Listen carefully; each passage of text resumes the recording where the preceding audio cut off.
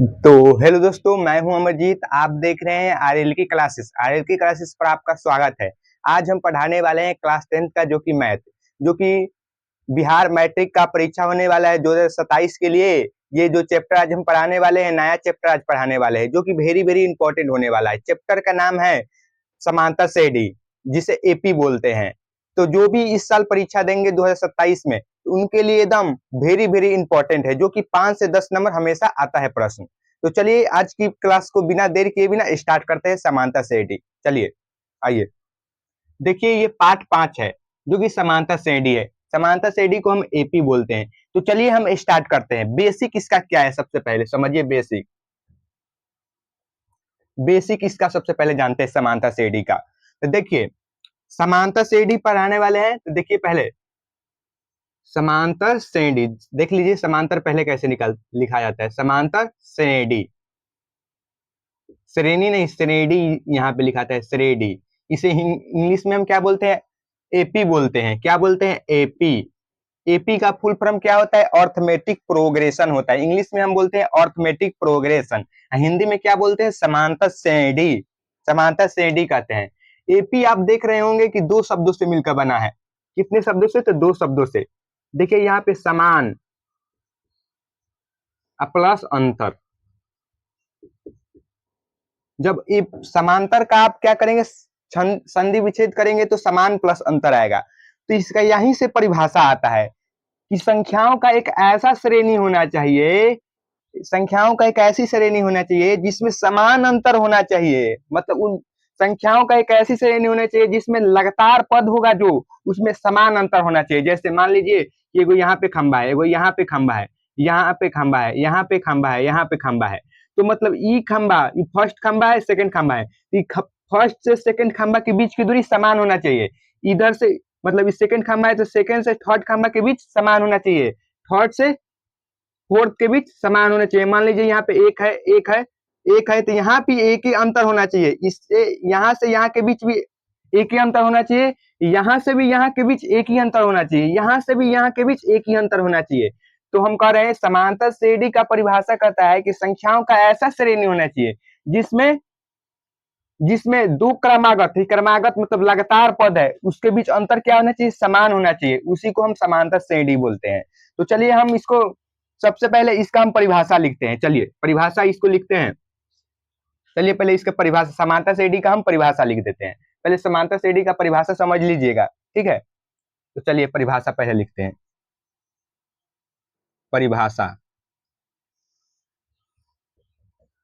समांतर श्रेणी की परिभाषा है कि संख्याओं का ऐसा श्रेणी, क्या है? संख्याओं का ऐसा श्रेणी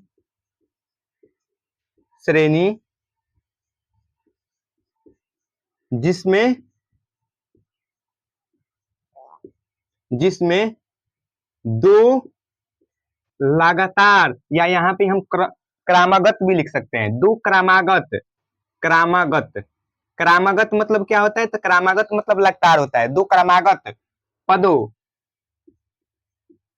पदों के बीच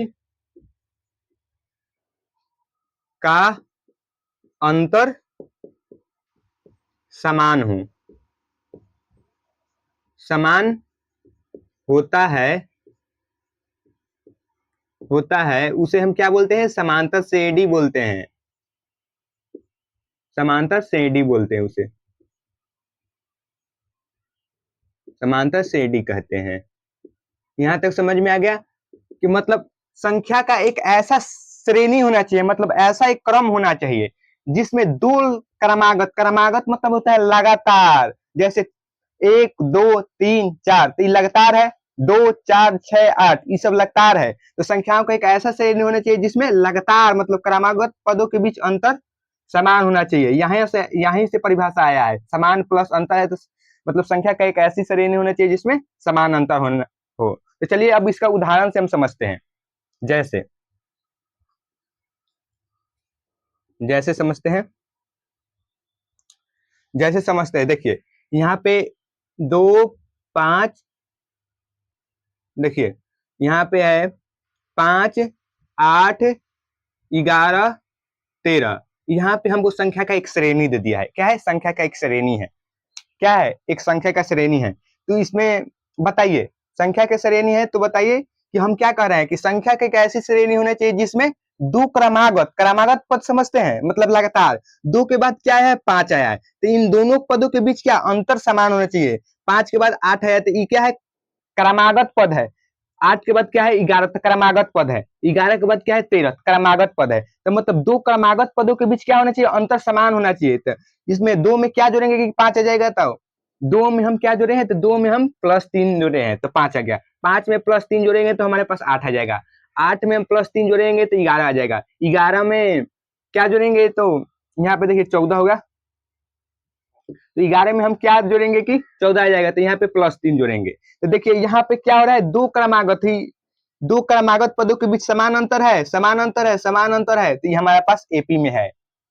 मतलब दो क्रमागत पदों के बीच अंतर क्या है? समान है यहाँ पे। तो यहाँ पे देखिए दो क्रमागत पदों के बीच अंतर क्या है बताइए? तो इसमें अंतर क्या देखने को मिला है? तो +3 +3 +3 सब पदों के बीच अंतर +3 +3 +3 हो रहा है। तो इसका अंतर क्या हो गया? इसका अंतर हो गया +3। क्या हो गया? +3 हो गया। अब इसके जस्ट नीचे देखिए, अब एक और श्रेणी लेते हैं। देखिए यहाँ पे 20 है, 17 है, 14 है, यहाँ पे 11 है। एक संख्या का श्रेणी है। इसमें बताइए क्या हो रहा है? इस संख्या दो क्रमागत पदों के बीच का अंतर कितना है बताइए? तो देखिए ये एक क्रमागत पद है, इसके जस्ट आगे 17 है, तो ये दोनों क्रमागत पद हो गया। फिर 17 14 क्रमागत पद हो गया, 14 11 क्रमागत पद हो गया। तो हम देख रहे हैं कि 20 में हम क्या करेंगे कि 17 आ जाएगा, तो -3 करेंगे तो 17 आ जाएगा। 17 में क्या करेंगे तो 14 आ जाएगा। तो 14 आएगा कब? तो जब 17 में -3 हुआ है। यहाँ पे 11 आ गया, तो क्या किया है? 14 में से -3 किया गया है तो 11। जो अगला पद आएगा वो भी -3 करेंगे तो आ जाएगा। तो इसमें अंतर हम क्या देख रहे हैं? इसमें हम अंतर क्या देख रहे हैं बताइए? इसमें अंतर हम क्या देख रहे हैं? इसमें अंतर हम -3 देख रहे हैं, -3 देख रहे हैं। और एक और एपी लेते हैं। तो देखिए यहाँ पे एक और एपी है, जैसे 8 8 8 8 ऐसे ऐसे बढ़ रहा है। तो बताइए कि इसमें दो क्रमागत पदों के बीच अंतर क्या है?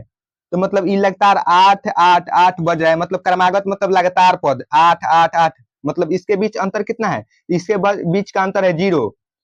8 में 0 जोड़ेंगे तो फिर से 8 आ जाएगा, 8 में 0 से जोड़ेंगे तो फिर से 8 आ जाएगा। तो यहाँ पे अंतर क्या हो जाएगा? इसका इसका अंतर क्या हो जाएगा बताइए? इसका अंतर क्या हो जाएगा बताइए? तो इसका अंतर हो जाएगा 0।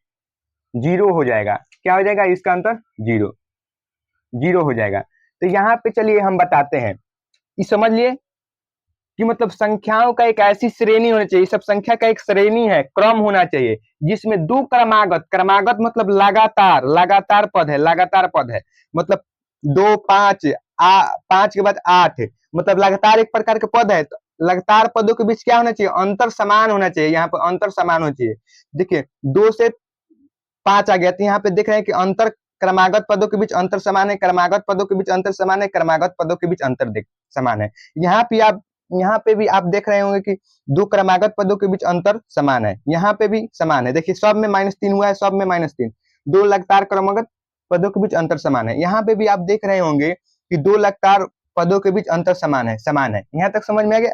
समान है, समान है। तो यहाँ पे क्या होना चाहिए? अंतर क्या होना चाहिए? समान होना चाहिए, समान होगा। एपी होगा तो उस दो क्रमागत पदों के बीच अंतर समान होगा। यहां तक समझ में आ गया? तो चलिए अब हम समझते हैं, हम सार्वंतर को समझते हैं। चलिए सार्वंतर को समझते हैं। तो सबसे पहले सार्वंतर, हम जब भी हम एपी में मतलब एपी बोले तो एपी का मतलब होता है अर्थमेटिक प्रोग्रेशन। इसे हिंदी में क्या बोलते हैं? समांतर श्रेणी बोलते हैं। एपी भी हम जब भी अंतर लिखेंगे, जब भी अंतर का बात आएगा, अंतर का जब भी बात आएगा, तो एपी में हम क्या लिखेंगे? एपी में हम क्या लिखेंगे? तो एपी में जब भी अंतर आएगा तो हम उसको सार्वंतर एपी में लिखते हैं। अंतर को हम क्या लिखते हैं? सार्वंतर लिखते हैं, सार्वंतर। सार्व अंतर लिखते हैं। इसको इंग्लिश में हम क्या बोलते हैं, कॉमन डिफरेंस बोलते हैं, कॉमन डिफरेंस। इसे हम किसे सूचित करते हैं, इसको हम सूचित करते हैं हम इसको डी से सूचित करते हैं। तो एपी में जब भी हमको अंतर मालूम हो जाएगा तो अंतर को हम क्या सूचित करते हैं, तो अंतर को हम बोलते हैं सार्वंतर बोलते हैं। अंतर को क्या बोलते हैं, एपी को सार्वंतर। सार्वंतर को किससे डिनोट करते हैं, तो डी से डिनोट करते हैं। तो यहाँ पे देखिए एगो सवाल समझिए, सवाल ही पूछ सकता है कि बताइए कि एपी में सार्वंतर धनात्मक, मतलब सार्वंतर क्या होता है, धनात्मक होता है कि ऋणात्मक होता है कि शून्य होता है कि धनात्मक ऋणात्मक शून्य सब होता है, बताइए।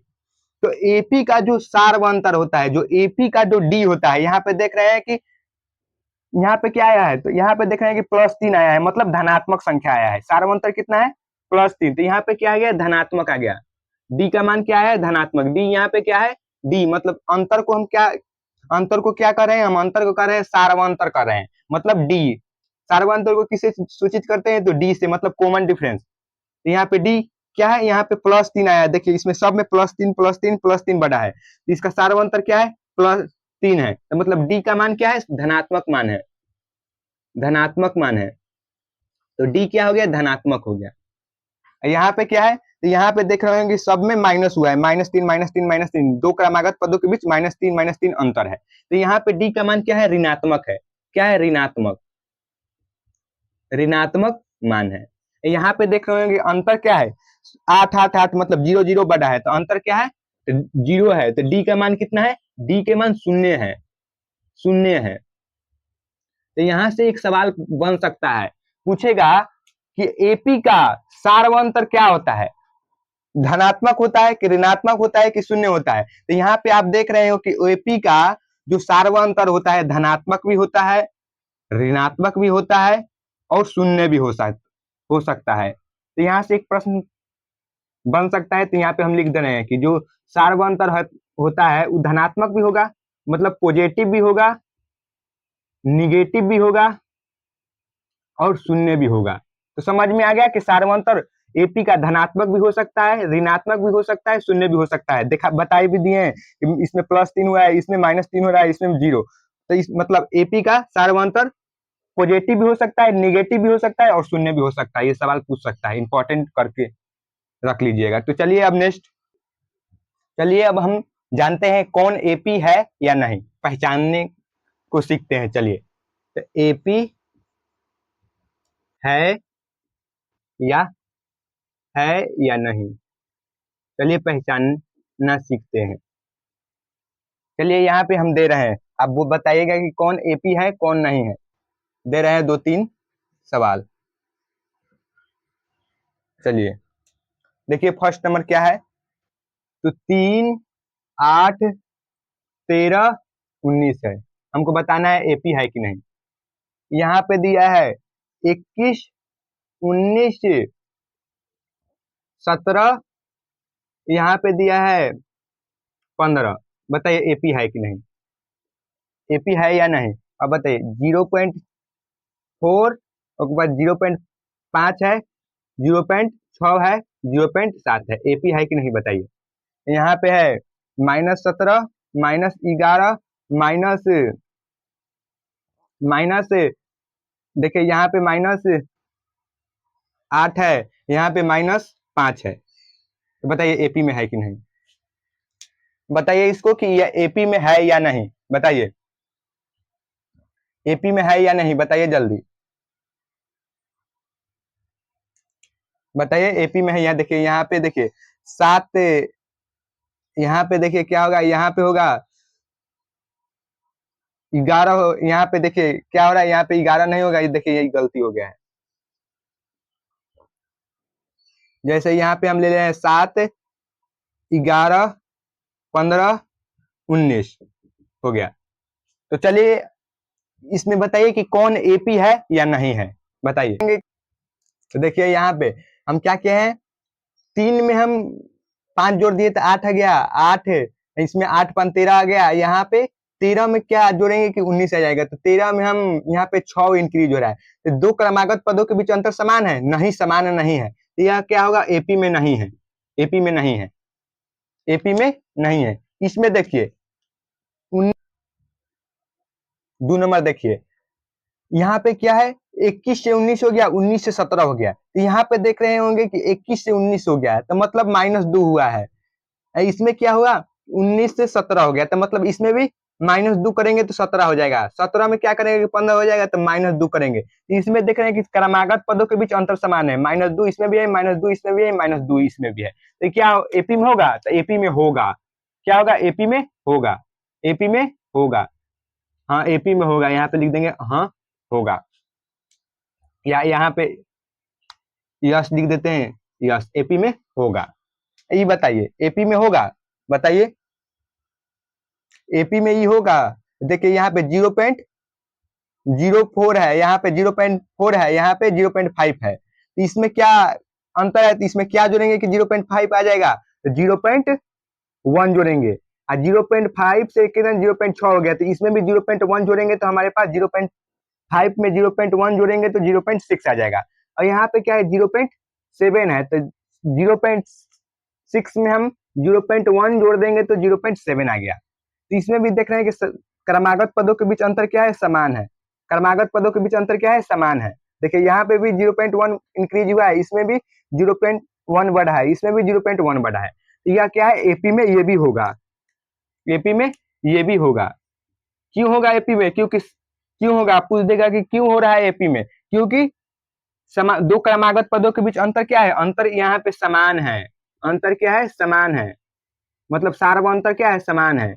सार्वंतर, सार्वंतर क्या है, समान है।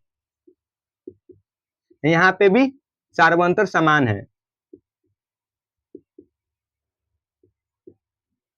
अंतर समान है, इसलिए यह एपी में हो रहा है। चलिए अब 5 नंबर को सॉल्व करिए। इसमें क्या कर रहे हैं, इसमें हम कर रहे हैं कि मतलब क्या जोड़े कि 11 आ जाएगा, तो इसमें हम +4 इंक्रीज करेंगे तो 11 हो जाएगा, इसमें भी हम 4 + 4 करेंगे तो 15 हो जाएगा, इसमें भी हम +4 करेंगे तो 19 हो जाएगा, इसमें भी 4 प्लस करेंगे तो अगला पद हो जाएगा। इसमें भी देख रहे हैं कि दो क्रमागत मतलब 7 से 11, 11 15 19, मतलब 7 11 का क्रमागत पद है, इसमें भी 4 हो रहा है, 11 से 15 भी 4 ऐड करेंगे तो 11 में 4 ऐड करेंगे तो 15 हो जाएगा, 15 और 19 में 15 में +4 करेंगे तो 19 हो जाएगा। तो यहाँ पे क्रमागत पदों के बीच अंतर कितना है, 4 है, इसमें भी अंतर 4 है, तो यहाँ पे लिख देंगे ये भी एपी में है, एपी में है। एपी में क्यों है, क्योंकि इसका जो अंतर है वो समान है, इसलिए ये भी एपी में होगा। तो यहाँ तक समझ में आ गया। तो चलिए अब नेक्स्ट, इसको बताना है कि एपी में है या नहीं, बताइए। इसको आप बता सकते हैं, देखिए इसको कैसे करेंगे, एपी में है या नहीं। तो √3 है, तो √3 को हम क्या लिख सकते हैं, √3 हो गया। ये क्या है, तो √12 है, तो √12 को हम क्या लिख सकते हैं, √12 है, तो √12 को हम क्या लिख सकते हैं, √12 है, तो इसको हम लिख सकते हैं 4 गुने 3 लिख सकते हैं, तो मतलब 2√3 लिख सकते हैं। तो यहाँ पे 2√3 हो गया। और √27 को हम क्या लिख सकते हैं, बताइए। √27 को हम क्या लिख सकते हैं, √27 को हम लिख सकते हैं 9 गुने 3, रूट के अंदर 9 गुने 3 हो जाएगा, तो मतलब 3√3 हम लिख सकते हैं √27 को। यहाँ पे 3√3 हो गया। और √48 को हम क्या लिख सकते हैं, √48 को, √48 है, तो इसको हम क्या लिख सकते हैं, इसको हम लिख सकते हैं, क्या लिख सकते हैं, तो यहाँ पे हम लिख सकते हैं मतलब 4 मतलब 16 × 48 होता है, 16 × 48 मतलब 4√3 लिख सकते हैं। तो 48 को हम क्या लिख सकते हैं, 4√3, तो यहाँ पे 4√3 हो गया, यहाँ पे 4√3 हो गया, ऐसे बढ़ रहा है। तो बताइए ये एपी में है, पहले हम क्या करें, तोड़ दिए, तो अब बताइए ये एपी में है। इसमें देख रहे होंगे कि इसमें कितना इंक्रीज हो रहा है, इसमें हम √3 इंक्रीज हो रहा है, इसमें √3 में 3 जोड़ेंगे तो क्या हो जाएगा, 2√3। अब 2√3 में फिर फिर √3 जोड़ेंगे तो 3√3 हो गया, फिर इसमें हम फिर से √3 जोड़ेंगे तो क्या हो जा रहा है, 4√3। तो यह एपी में है, हाँ एपी में है, क्योंकि दो क्रमागत पदों के बीच अंतर समान है। इसमें भी √3 इंक्रीज हो रहा है, मतलब बढ़ रहा है, इसमें भी +3 +√3 बढ़ रहा है, इसमें भी +√3 बढ़ रहा है। तो मतलब क्या ये एपी में है, क्योंकि दो क्रमागत पदों के बीच अंतर समान है। देखिए इसमें भी +√3, इसमें भी √3 इंक्रीज हो रहा है, इसमें भी √3 बढ़ रहा है, ये क्या हो जाएगा, एपी में होगा, एपी में होगा तो यस यहाँ पे लिख देंगे। ये बताइए एपी में है या नहीं, बताइए बताइए, तो ये क्या है, तो एपी में है कि नहीं। तो सबसे पहले इसको हम क्या करेंगे, 6 नंबर प्रश्न है, 3, 11/2 और 8 और 21/2 एपी में है या नहीं, बताइए है या नहीं। तो सबसे पहले देखिए 3 3 है, हम 11/2 को हम क्या करेंगे, दशमलव में तोड़ देंगे तो क्या हो जाएगा, 11/2 को हम 0.5 लिख सकते हैं, 0.5 क्या लिख सकते हैं, तो हम यहाँ पे 5.5 लिख सकते हैं, क्योंकि देखिए 2/10, 2/10 हो गया, 1 2 5.5 लिख सकते हैं। इसको हम क्या लिख सकते हैं, 8 तो 8 हो गया, यहाँ पे 21/2 है, तो इसको हम क्या लिख सकते हैं, तो इसको हम लिख सकते हैं, क्या लिख सकते हैं, तो 10.5 लिख सकते हैं। तो 10.5 क्योंकि 10 दान में 20 गया और फिर एक 0 बचा तो 5 हो गया, 2/10। तो ये हमारे पास बना। तो इसमें हम क्या देख रहे हैं, कितना जोड़ेंगे कि इतना हो जाएगा, 8 हो जाएगा, कितना जोड़ेंगे, इसमें हम देख रहे हैं कि मतलब 2.5 जोड़ेंगे तो 8 हो जाएगा, और इसमें देख रहे हैं इसमें भी प्लस 2.5 करेंगे तो 10.8 में हम प्लस 2.5 करेंगे तो क्या हो जाएगा, 10.5 हो जाएगा ना। इसमें इसमें हम क्या कर रहे हैं, इसमें भी हम क्या करेंगे, तो इसमें भी हम 2.5 करेंगे तो हमारे पास 5.5 आ जाएगा। तो सब में प्लस 2.5 प्लस 2.5 प्लस 2.5 हो रहा है, तो मतलब समान अंतर है, सार्व अंतर कितना है, 2.5 2.5 2.5, मतलब क्रमागत पदों के बीच अंतर समान है, यहाँ पे भी समान है, इसके बीच भी समान है, इसके बीच भी समान है, इसके बीच भी समान है, तो मतलब क्रमागत पदों के बीच अंतर समान है, तो इसलिए ये भी एपी में होगा, ये भी एपी में हो गया। तो पहले कोई भी होगा फ्रैक्शन, मतलब कोई भी होगा भिन्न, तो उसको तोड़ लेंगे कि इजी पड़ेगा, या कोई भी रूट में होगा तो रूट में हम तोड़ेंगे, पहले जिसका वर्ग निकल जाएगा उसका वर्ग निकाल लेंगे, उसके बाद हम एपी में देखेंगे, उसके बीच का अंतर हम निकालेंगे, अगर समान अंतर रहा तो एपी में होगा। तो चलिए अब, तो जो अब हम सवाल जो भी हम अब बताने वाले हैं वो वेरी वेरी इंपॉर्टेंट है, समझेंगे ये तभी बनेगा, हम जो अभी समझाने वाले हैं ध्यान से समझिए। देखिए हम एगो एपी ले रहे हैं, एपी मतलब एपी बोले तो समांतर श्रेणी एक ले रहे हैं, संख्या का एक श्रेणी ले रहे हैं। देखिए यहाँ पे क्या है, 2 है, यहाँ पे 7 है, यहाँ पे 12 है, यहाँ पे 17 है, बढ़ रहा है, इस तरह बढ़ रहा है। तो बताइए यहाँ पे एपी का प्रत्येक संख्या को हम क्या कहते हैं,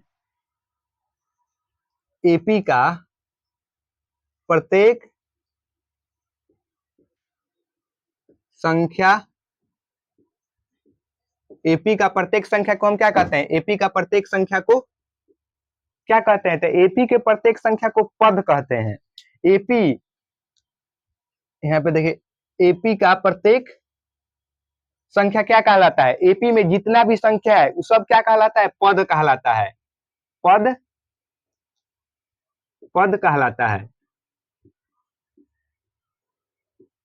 है। तो यहाँ पे ऑब्जेक्टिव में पूछ लेगा, ऑब्जेक्टिव के तौर पर पूछ लेगा कि एपी का प्रत्येक पद क्या, मतलब एपी का प्रत्येक संख्या क्या कहलाता है, एपी का प्रत्येक संख्या क्या कहलाता है, तो पद कहलाता है। आप बता दीजिएगा कि एपी का प्रत्येक संख्या क्या कहलाता है, पद कहलाता है। तो चलिए यहाँ पे समझते हैं, पद को हम किससे सूचित करते हैं, तो पद को सूचित या तो ए से करेंगे या तो टी से करते हैं, पद का सूचक ए और टी से करते हैं, पद का सूचित किससे करते हैं, ए और टी से करते हैं।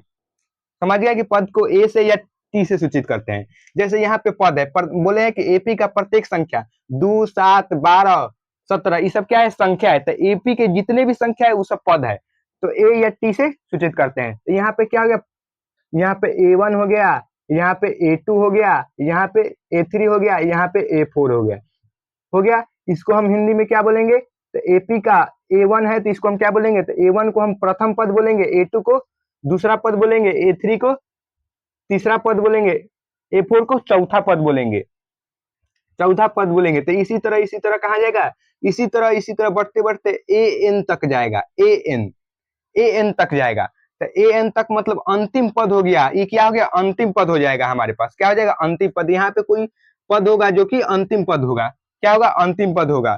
तो चलिए अब यहाँ पे देखिए, यहाँ समझने वाली बातें हैं, यहाँ पे पहले सबको हम बता देते हैं, यहाँ समझिए, यही से कंसेप्ट आता है। देखिए जहां भी अगर A1 या A होगा, A1 या A होगा, इसको हम क्या चीज सूचित करते हैं? तो A1 या A होगा तो हम प्रथम पद यहाँ बोलेंगे। क्या बोलेंगे हिंदी में? प्रथम पद। A1 है तो मतलब जहां से स्टार्ट हो रहा है संख्या वो प्रथम पद हुआ। जैसे यहाँ पे देखिए 5 6 7 8 9, तो ये मतलब प्रथम पद इसमें क्या हुआ? तो जहां से स्टार्ट हो रहा है मतलब ये हो गया प्रथम पद। इस सेकंड पद A1 हो गया, A2 हो गया, A3 हो गया, मतलब प्रथम पद A1 है। मतलब प्रथम पद को किससे सूचित करते हैं? तो प्रथम पद को ए या ए वन या ए से सूचित करते हैं। तो यह क्या हो गया? प्रथम पद। प्रथम पद, प्रथम पद हो गया। डी मतलब समझते हैं? डी मतलब क्या होता है? डी मतलब सार्वंतर। डी जहां भी लिखा रहेगा उसको हम क्या कहेंगे? सार्वंतर बोलेंगे। सार्वंतर, सार्व अंतर। सार्वंतर क्या आ गया? डी हो गया सार्वंतर। जहां भी डी लिखे रहेगा समझ जाएंगे कि सार्वंतर निकालना है, सार्वंतर। उसके बाद एन, एन अभी बताएं कि एन मतलब अंतिम पद होता है। यहाँ पे कुछ संख्या होगा जो जाते जाते कुछ संख्या होगा जो अंत में होगा, तो अंत में एन। तो एन जहां भी लिखा रहेगा तो एन को हम क्या कहेंगे? एन को हम बोलेंगे अंतिम पद। क्या बोलेंगे? अंतिम पद। एन के मतलब क्या होता है? एन के मतलब, एन के मतलब क्या होता है बताइए? एन के मतलब क्या होता है? तो एन के मतलब एनवा पद, मतलब कौवा स्थान पर है, एनवा पद कहीं पांचवा पद, तो 5 बराबर एन बराबर 5 हो जाएगा। तो एन के मतलब क्या थी? पद, पद होगा। एन के मतलब पद, एनवा पद, पद होगा। तो यहाँ तक समझ में आ गया। और जहां भी अगर एसएन लिखा रहे, एसएन, जहां भी अगर एसएन लिखा रहे तो हम क्या समझेंगे? तो हम समझेंगे कि इन पदों का योग, मतलब यहां से लेके एसएन मतलब यहां से लेके जो यहां तक ले है उस सब पदों का योग। तो यहाँ पे लिखेंगे इन पदों का योग, इन पदों का योग, योग, योग, इन पदों का योग हो गया। तो चलिए अब यहाँ पे देखिए एन, देखिए अब यहाँ पे जहां भी देखिए फर्स्ट फॉर्म मतलब A1 ए है तो प्रथम पद है। इसमें प्रथम पद कौन है बताइए? तो प्रथम पद क्या है बताइए जल्दी? इसमें प्रथम पद मतलब जहां से शुरू हो रहा है, ये हो गया A1, प्रथम पद हो गया। तो A1 क्या हो गया? 2 हो गया। इसमें बताइए सार्वंतर क्या है? सार्वंतर मतलब कितना बढ़ रहा है? इसमें से इसमें कितना बढ़ रहा है? इसमें से इसमें बढ़ रहा है +5। इसमें कितना बढ़ रहा है? तो +5। इसमें भी, इसमें भी +5 बढ़ रहा है। तो मतलब सार्वंतर कितना हो गया? 5 हो गया। अंतिम पद क्या है? तो अंतिम पद, इसमें अंतिम पद एन है, तो अंतिम पद एन यहाँ पे लिखिए दे। एनवा पद मतलब जब आप जितना पद बोलेगा, पांचवा पद बोलेगा तो एन के मान 5 हो जाएगा। और एसएन मतलब यहाँ से लेके यहाँ तक जोड़ेंगे तो एसएन आएगा। तो चलिए अब दूसरा कंसेप्ट, तो चलिए अब हम समझ आते हैं। अब प्रश्न के तौर, प्रश्न से हम समझते हैं। चलिए तो देखिए यहाँ पे एक क्वेश्चन दे रहे हैं, क्वेश्चन समझते हैं। एपी है,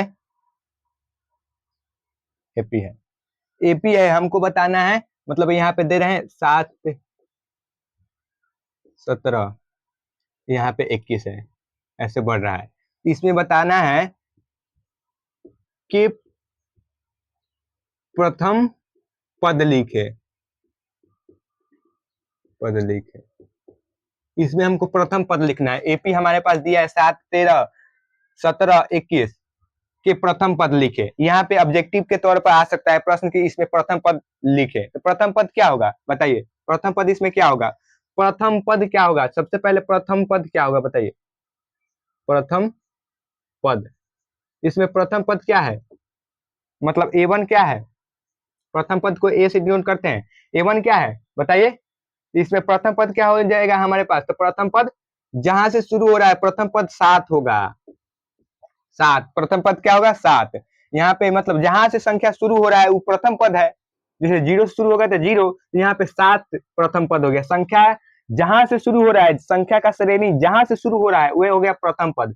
तो 7 13 17 21 में एक संख्या का श्रेणी है, इसका मतलब श्रेणी का शुरू कहां से हुआ है? तो 7 से। ये हमारे पास क्या हो जाएगा? प्रथम पद। तो प्रथम पद हमारे पास कितना आ गया? 7 आ गया। अब चलिए दूसरा क्वेश्चन देते हैं, सेकेंड नंबर क्वेश्चन देते हैं, सॉल्व करिएगा। यहाँ पे दिया है 15 18 21 24 है। इसका सार्व अंतर निकाले, सार्व अंतर ज्ञात करें। इसमें हमको सार्व अंतर बताना है। बताइए, सार्व अंतर को हम बताएं कि सार्व अंतर को किससे डिनोट करते हैं, तो सार्व अंतर को हम डी लिखते हैं, डी। सार्व अंतर को क्या लिखते हैं, डी, सार्व अंतर। तो सार्व अंतर को देखिए, इसमें हमको प्रश्न में क्या 15, 18, 21 और 24 का सार्व अंतर निकालना है। सार्व अंतर मतलब डी निकालना है, डी। सार्व अंतर को डी से डिनोट करते हैं। तो हमेशा जान लीजिएगा सार्व अंतर कैसे निकलेगा, तो जो दूसरा पद में से पहला पद मतलब A2 में से दूसरा पद A1 है, तो A2 मतलब A1 A2, यहाँ पे A3 है, यहाँ पे A4 है। तो यहाँ पे क्या करेंगे, तो दूसरा में से पहला पद घटा देंगे तो हमारे पास क्या आ जाएगा, डी आ जाएगा। तो मतलब डी का मान क्या हो जाएगा, A2 माइनस A1, A1। तो यहाँ पे A1 A2 माइनस A1 हो जाएगा। तो मतलब दूसरा पद में से पहला पद घटा देंगे तो हमारे पास क्या आ जाएगा, डी का मान आ जाएगा। तो हमारे पास डी का मान क्या आ जाएगा, तो दूसरा पद क्या है, 18 है, और पहला पद कितना है, 15 है। तो 18 माइनस 15, तो डी का मान कितना आ गया, 3 आ गया। तो हमसे क्या पूछा था, सार्वंतर ज्ञात कीजिए। जैसे सार्वंतर हमारे पास निकल गया डी। तो मतलब यहाँ पे देखिए, कोई भी लगातार पदों में से अगला पद, कोई भी लगातार पद होगा उसके अगला पद में से पहला पद घटा देंगे तो हमारे पास क्या हो जाएगा, तो हमारे पास क्या हो जाएगा, आ गया डी का मान 3 आ गया। चाहे हम डी का मान ई भी निकाल सकते हैं, कोई भी अगला पद होगा उसमें से पहला पद घटा देंगे, कोई भी अगला पद। जैसे हमको यहां से भी निकाल सकते हैं, यहाँ पे A3 है तो A3 माइनस A2, उसका पिछला पद घटा देंगे। जैसे A3 है तो उसका पिछला पद A2 होगा तो घटा देंगे। तो इसमें भी डी का मान समान आएगा। जैसे A3 कितना है, 21, 21 में से हम A2 घटा देंगे तो कितना हो जाएगा, 18। तो कितना आ गया, इसका भी मान 3 आया। अब डी का मान जैसे अब हम इसमें से मतलब अगला पद क्या है, तो A4 है, उसमें से पिछला पद घटा देंगे तो A4 माइनस A3, A4 क्या है 24, 24 माइनस 21 घटा देंगे, 24 माइनस 21, तो इसमें भी 3 आ गया। तो मतलब इसका कोई एग्जैक्ट फॉर्मूला नहीं है ये। इसमें मतलब कोई भी अगला पद में से पिछला पद घटा देंगे, जो भी अगला पद होगा उसमें से पिछला पद हम घटा देंगे तो हमारे पास क्या आ जाएगा, सार्वंतर आ जाएगा, डी का मान आ जाएगा, डी का मान आ जाएगा। यहाँ पे सार्वंतर निकालना सीख लिए। देखिए यहाँ पे हम समझाने वाले हैं एपी का फॉर्म क्या होता है, एपी का फॉर्म, फॉर्म क्या होता है एपी का, समझिए। तो एपी का फॉर्म होता है A1 होगा, A2 होगा, A3 होगा, A4 होगा, कोमा है यहाँ पे, A5 होगा। इसी तरह बढ़ते बढ़ते चला जाएगा, कितना तक, AN तक, अंतिम पद तक, AN तक रहेगा। तो इसका क्या है, फर्स्ट क्या है, ये फर्स्ट, इसका फर्स्ट रूप है, फर्स्ट रूप है। इसको हम और क्या लिख सकते हैं, तो इसका सेकंड रूप ई भी लिख सकते हैं, इसका हम सेकंड रूप ई भी लिख सकते हैं। एपी का ये फर्स्ट फॉर्म हुआ। सेकंड फॉर्म क्या लिख सकते हैं, तो हमको A1 है तो हम क्या लिख सकते हैं, ए लिख सकते हैं और A प्लस डी लिख सकते हैं। मतलब अंतर, सार्वंतर मतलब जो भी होगा डी, मतलब दूसरी का पद निकालना है तो मतलब A प्लस डी लिखेंगे। एगो कम दू है तो एगो कम डी। यहाँ पे A3 है तो A3 को हम क्या लिख सकते हैं, A प्लस 2D।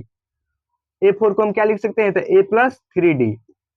A5 का क्या लिख सकते हैं, तो A प्लस 4D डी। मतलब जो भी पद होगा, मतलब जो भी एपी होगा, या तो A1 A2 A3 A4 A5 इस रूप में होगा, नहीं तो इस रूप में होगा, A plus D, A plus 2D, A plus 3D, ऐसा ही बढ़ते रह जाएगा, इस रूप में होगा।